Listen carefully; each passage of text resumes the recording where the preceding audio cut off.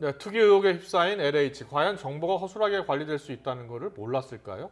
YTN 취재진이 입수한 LH 내부 감사 보고서를 보니까 이미 수년 전에 신도시 후보지 보안 관리가 취약하다고 자체 진단했던 것으로 드러났습니다. 하지만 감사 이후에도 보안 대책은 마련되지 않은 것으로 알려졌습니다. 김주한 기자의 단독 보도입니다.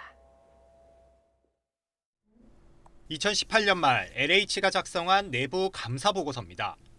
자체 시스템으로 2016년 1월부터 2018년 9월까지 업무 전반을 감사하고 개선점을 발굴해 사회적 가치를 실현하겠다고 적혀 있습니다. 감사 결과에서 눈에 띄는 항목이 있습니다.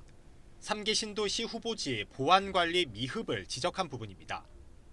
후보지 선정 관련 자료들의 보안이 취약하다고 자체 진단했습니다. 구체적으로 들여다보니 실질적인 보안 대책이 없을 뿐 아니라 어느 선까지 보안을 지켜야 하는지에 대한 LH 직원들 이해도도 떨어진다고 판단했습니다. 특히 신도시 지정제안서 등 지자체와 협의한 자료의 보안 관리도 미흡하다고 지적했습니다. 보고서 작성 시점은 3기 신도시 가운데 남양주 왕숙, 하남 교산, 인천 계양 등 1차 발표지만 나왔던 상황. LH는 또 다른 신규 후보지 선정 추진 절차 가운데 보안이 취약한 시기까지 명시하며 자료 누설은 부동산 투기의 원인이 되는 만큼 관련 부서는 대외 유출을 엄격히 관리하라고도 강조했습니다.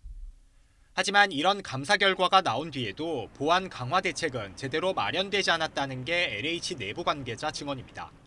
그리고 불과 한 달여 만에 보안 유출은 수면 위로 드러났습니다.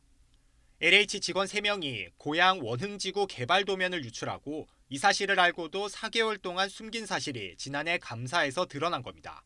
그런데도 이들은 토지주택공사법에 따른 처벌이 아닌 모두 주의나 경고 처분만 받았습니다. 그런 것들이 몇 번 생겼으면은 사실은 이제 정보 유출을 막기 위해서 더 엄격하게 관리하고 그리고 뭐 징계라든가 이런 것들을 더 엄격하게 해야 되는데 너무 좀 안이하게 대응한 게 아니냐.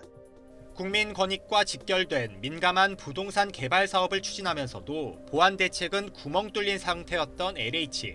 게다가 위법에 대한 처벌도 솜방망이에 그친 탓에 대규모 투기 의혹 사태를 불러왔다는 비난이 커지고 있습니다. YTN 김지환입니다.